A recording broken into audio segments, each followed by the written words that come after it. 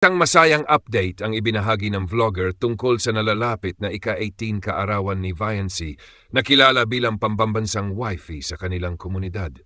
Isa sa mga tampok na bahagi ng selebrasyon ay cotillion, isang tradisyonal na sayaw na karaniwan sa Debi. Binanggit na lalo pang lumalakas ang excitement dahil may mga bulong o pasabog na plano ang mga organizers at sponsors para sa espesyal na araw. Bago ipagpatuloy ang kuwento, nagpaabot ng special shoutouts ang host sa ilang tao at grupo. Sir Ronnie Balilo, Madam Belen Caranay, Sir Louie Latan, mga kasapi ng Karepa, Kalingap Reactor Partner, mga OFW at silent viewers, Kuya Val Santos Matubang, ama ng Kalingap, Ate Edna Vlogs, ina ng Kalingap, Mika Lingap Rob, Madam Jackie Tapia. Hinimok din ng host ang mga manonood na patuloy na suportahan ang mga vlog ng nabanggit na mga personalidad dahil sa maganda nilang layunin at pagtulong sa kapwa. Ayon sa host, ang ipinakitang video ay mula sa practice ni Viancy at Kalingap Edu na hindi pa mismo para sa debate, ngunit malapit ang estilo ng sayaw sa nakatakdang ipalabas sa mismong gabi. Ang mga eksena ay kuha noong ika-17 kaarawan ni Viancy na noon pa lang ay naging magarbo na. Mula naman kay Kalingap JJ, ibinahagi niya na nakausap niya ang isang VIP sponsor na may inihahandang malaking sorpresa para sa birthday ni Viancy.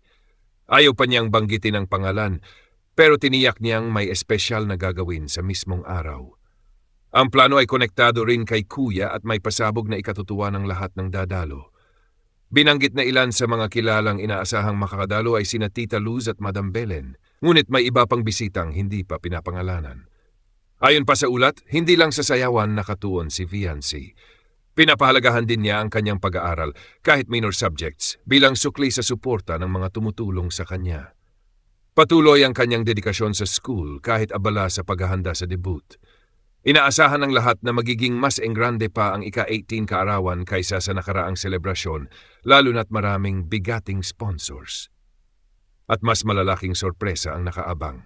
Sa pagtatapos ng video, nagpaalala ang host sa lahat ng manonood, mula Luzon, Visayas, Mindanao, hanggang sa mga OFW, na laging mag-ingat at sulitin ang bawat araw dahil maiksi lamang ang buhay. Kung gusto mo, isang masiglang pagbati ang ibinigay ng tagapagsalita sa lahat ng manonood at tagapakinig, kabilang na ang mga kalingap sa Luzon, Visayas, Mindanao, at lalo na ang mga OFW. Bago talakayin ang paksa, hinikayat niya ang mga bagong bisita sa kanyang YouTube channel na mag-subscribe, mag-like, mag-share at mag-comment. Pati na rin ang pag-click sa notification bell upang laging updated sa mga susunod na videos. Pinuri at patuloy na hinimok ang pagsuporta sa mga pangunahing personalidad ng Kalingap community, sina Kalingap Rab at ang founder na si Kuya Val Santos Matubang, kasama ang paalala na no skip ads upang mas marami pang matulungan. Hiningi rin niya sa mga manonood na tapusin ang kabuuan ng video bago magbigay ng komento para mas makabuluhan ang feedback. Bago lumipat sa main topic, binati niya si Ed C para sa panibagong milyon na views na umabot na sa 39 videos. Pinapurihan ng mga marathoners na patuloy na nanonood ng mga lumang vlog kahit madalang na mag-upload si Ed C. Ipinabatid na may paparating na vlog ng Ed C. Ngunit pinaalahanan ng lahat na huwag masyadong umasa para maiwasan ang pagkadismaya kung hindi matuloy. Kung matuloy man, magiging double o triple celebration. Dahil may bagong milestone sa views, bagong vlog at live streaming. Binanggit din na may live selling si Ed C sa darating na Biyernes. May mga usap-usapan tungkol sa posibilidad ng collaboration, ngunit tila may agam-agam dahil sa posibleng comparison at pag-aaway ng mga fans. Ipinaliwanag na mas maganda kung walang paghahambing dahil bawat isa ay may kanya-kanyang lakas at style. Hinimok ang mga supporters na manatiling positibo at iwasang gawing negative ang love team na dapat ay para lamang sa entertainment at good vibes. Ibinahagi rin ang post ng brand na elegansya kung saan sina Ed C ay kabilang sa mga ambassador at ambassadress. May sneak peek ng gown para sa isa sa kanilang pinakamagagandang ambassadress na magbubukas ng bagong yugto sa buhay. Hindi man tuwirang sinabi, ipinapalagay ng mga supporters na ito ay para kay Viancy at kaugnay ng kanyang nalalapit na debut. Ipinaliwanag na ang pagiging ambasador o ambassadress ng elegansya ay may lifetime benefits, kabilang na ang libreng gown para sa mga espesyal na okasyon.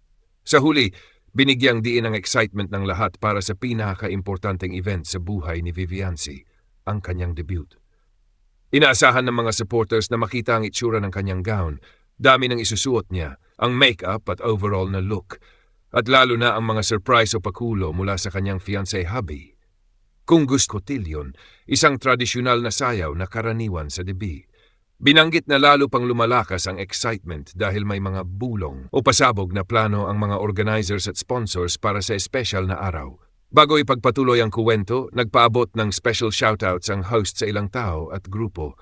Sir Ronnie Balilo, Madam Belen Karanay, Sir Louis Latan, mga kasapi ng Karepa, Kalingap Reactor Partner, mga OFW at silent viewers, Kuya Val Santos Matubang, ama ng Kalingap, Ate Edna Vlogs, ina ng Kalingap, Mika Lingap Rob, Madam Jackie Tapia.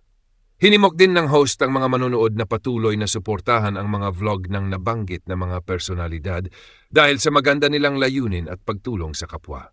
Ayon sa host, ang ipinakitang video ay mula sa practice ni Viancy at Kalingap Edu na hindi pa mismo para sa debate, ngunit malapit ang estilo ng sayaw sa nakatakdang ipalabas sa mismong gabi. Ang mga eksena ay kuha nung ika-17 kaarawan ni Viancy na noon pa lang ay naging magarbo na.